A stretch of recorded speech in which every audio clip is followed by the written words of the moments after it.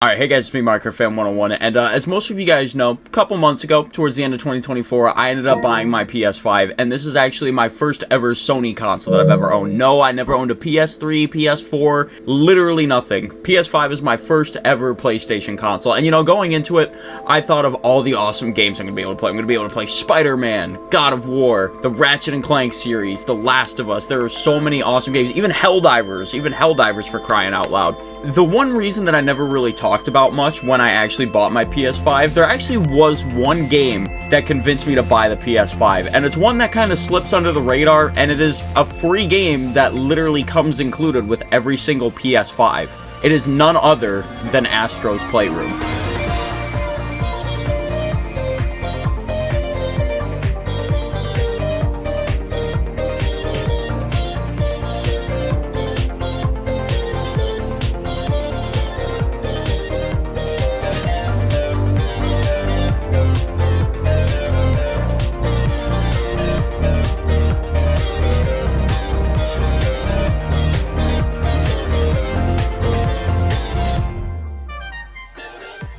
I feel like this game doesn't get talked about anywhere near as much as it should be now since, you know, the actual Astrobot game came out and kind of overshadowed it. I mean, it won Game of the Year as well. So I want to sit down here today and just rave about Astro's Playroom and how it's probably the best platformer on the PS5 that you're probably ignoring and you didn't even know really existed.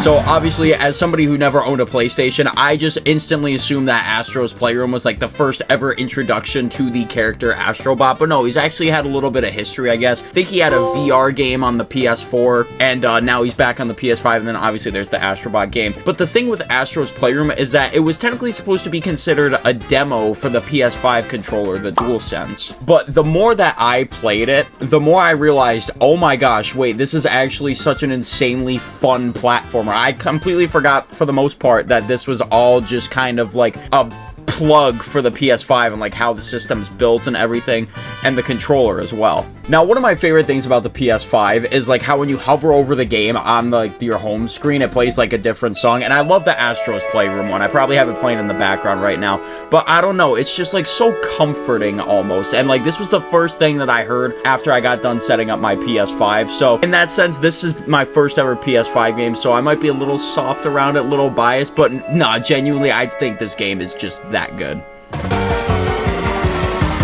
The first thing I noticed instantly with this game as well, I have it up on my gaming monitor right now, but yeah, it makes sound in the DualSense controller, and this concept was just so neat to me, because I didn't know Sony, like, revolved around, like, more interactiveness with their gaming systems, and, I mean, this game and this controller do just that. You got the sound effects coming through the controller as well. There's the haptic feedback and the adaptive triggers on here. This game literally just gets you so adjusted to this controller, and it just makes you feel immersed in it as well. Like, he was walking in the controller. It's so awesome. And then when you actually load into the game, they make you flick up on the trackpad in order to actually get him going into the game, which, it's just so cool. Like, I feel like I'm actually, like, controlling the game. It's awesome.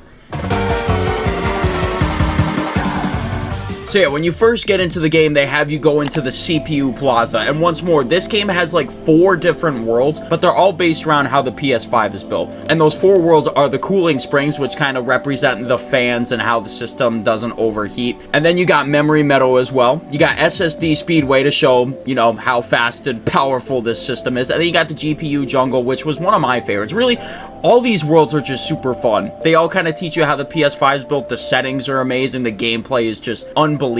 Even when I played this game, I totally forgot that, like, it was all just kind of meant to introduce you to the PS5. Like, genuinely, I feel like I would have paid for this game. So now we have the Nintendo Switch 2, and, you know, Welcome Tour was, like, one of the big things that they advertised with the game, and everybody was like, oh my gosh, this might be the Astro's Playroom of Nintendo. They might have it come included with the Nintendo Switch 2, but they didn't. They charged $10 for it for some reason, which I still don't understand. But Astro's Playroom genuinely is a game where if they made me pay $10 for it, I would have easily coughed up $10. Like, I feel like I got way more bang for my buck. I feel like them releasing this game for free, honestly, was a bad play for them. Like, I feel like a lot of people, including myself, would have coughed up $10 if they really got that greedy. I don't even know if greedy is the proper term. And then each of the 4 worlds as well introduces you to, like, a new power-up. So the first one I ever played, the Cooling Springs, introduces you to the frog suit, and all you do is you just move the controller left or right, and then you hold L2 and R1, and you just jump around like a frog. Pretty self-explanatory. In Memory Meadow, you turn into a ball, and you use the trackpad on the PS5 controller to actually move it around. Very difficult, actually. There were a lot of sections on here where it took me a good couple tries to beat it, so you know what? Fair play, Sony. And then very similar to the frog suit in SSD Speedway, it's the little rocket ship. You hold the triggers, shake the controller around to navigate it. Pretty easy. And then my personal favorite, in GPU Jungle, there was the monkey suit.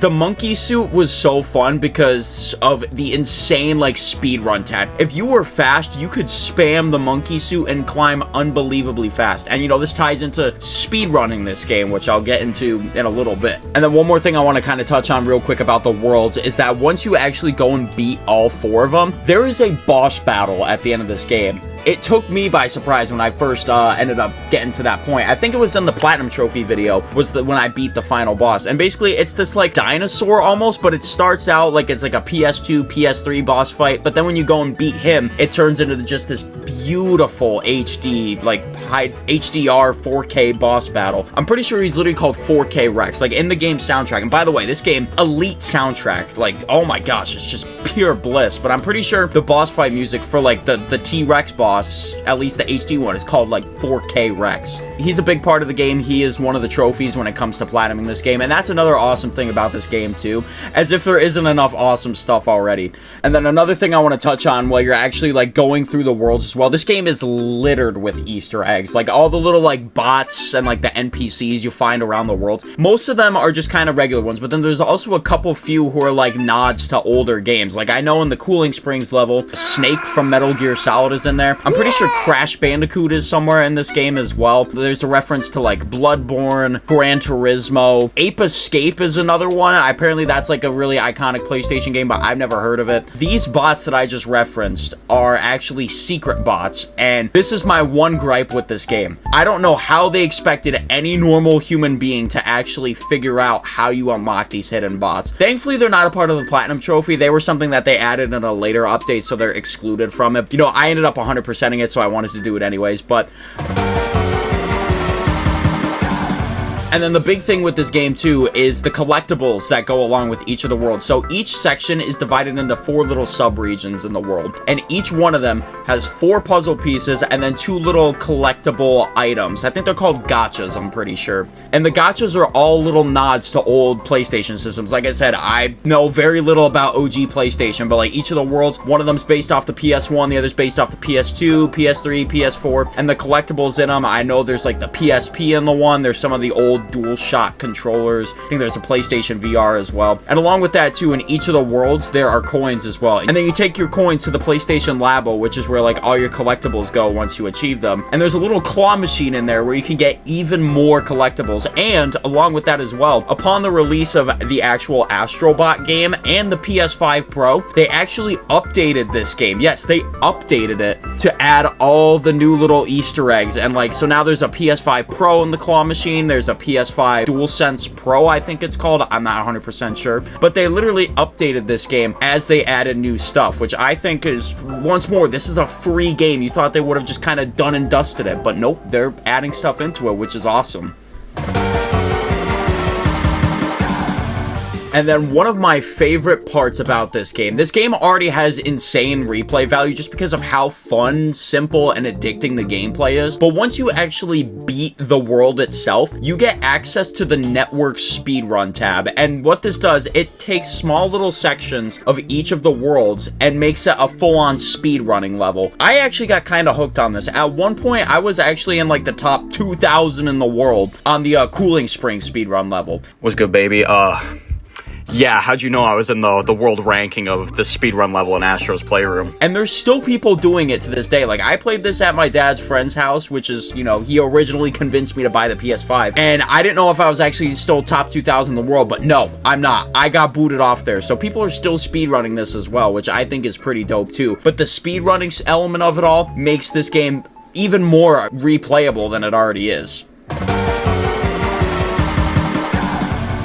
super easy platinum trophy. This game was my first ever platinum trophy, and I have 8 hours of playtime on here, and it didn't even take me 8 hours. It took me maybe 5. The other 3 has just come from doing the speedrun levels. Like, oh, this game is just so good. It's so freaking good, dude. And to wrap this different type of video up, I would just like to, you know, bring up the obvious elephant in the room, that this game, I feel like, was definitely a huge leading factor in the success of the actual Game of the Year Astro Bot game. Like, I think this is genuinely one of the most fun platformers that I've ever played, but a couple people I talked to who have played the actual Astro Bot game say this one absolutely clears Playroom, and it has way more content in it. And I mean, this game is already pretty content rich considering it's short and it's a free game that comes with the PS5 too. Like, not even Xbox and Nintendo has done that. But that's about it. Astro's Playroom. I think this game kind of flew under the radar, and not a lot of people are talking about this game as much as they should be. I know this was a different type of video as well, but I want to start making some of these like commentary-based ones. I got a lot of stuff I want to talk about in video games, and you know, I feel like it never hurts to branch out and try something new.